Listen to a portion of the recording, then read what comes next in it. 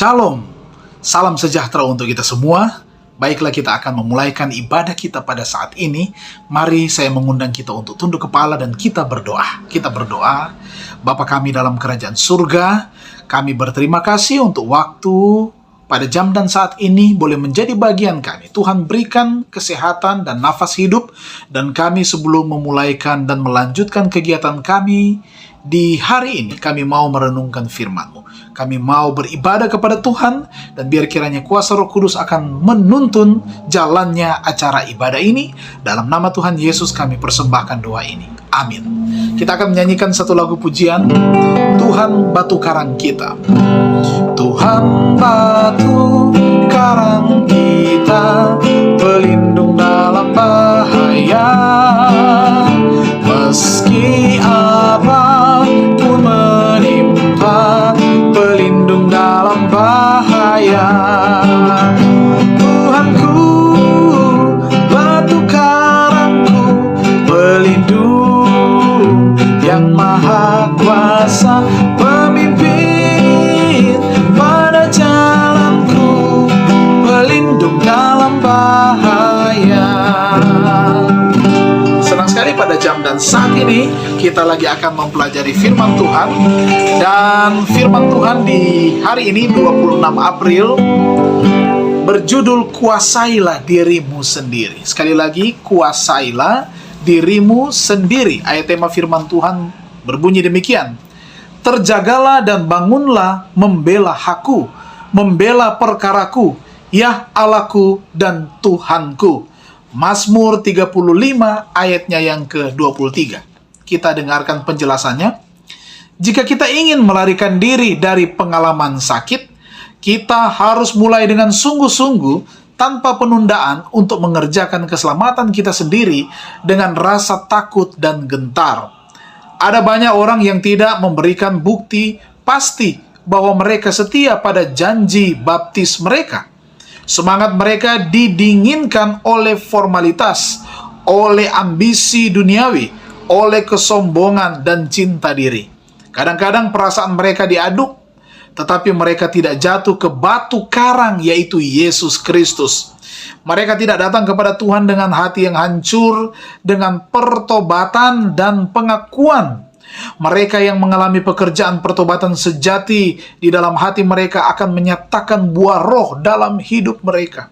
Wahai mereka yang memiliki sedikit kehidupan rohani, akan menyadari bahwa kehidupan kekal dapat diberikan hanya kepada mereka yang mengambil bagian dalam kodrat ilahi dan melarikan diri dari kerusakan yang ada di dunia melalui nafsu.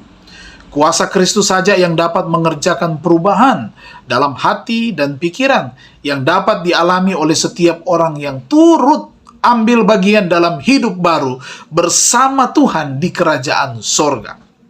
Ada semangat yang berisik tanpa maksud atau tujuan, yang tidak sesuai dengan pengetahuan, yang buta dalam tindakannya dan menghasilkan kerusakan.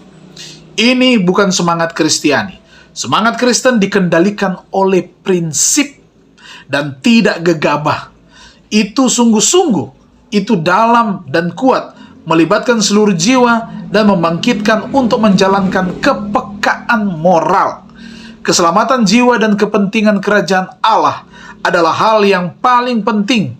Objek apakah yang membutuhkan kesungguhan yang lebih besar daripada keselamatan jiwa dan kemuliaan Tuhan? Dalam buku Testimonis Jilid 2 halaman 232. Saudara-saudariku, firman Tuhan di pagi ini memberikan semangat kepada kita untuk menguasai diri kita, supaya kita tidak jatuh pada kesombongan, tidak jatuh pada ambisi duniawi, cinta diri, semangat yang salah, tetapi justru kita akan dikuasai diri kita, dikendalikan oleh kuasa Roh Kudus, sehingga kita akan perhatikan keselamatan banyak jiwa dan juga memberikan kemuliaan hanyalah bagi Tuhan. Dengan kemampuan surgawi, kuasa Roh Kudus akan memampukan kita untuk menguasai diri kita sendiri. Tuhan memberkati kita.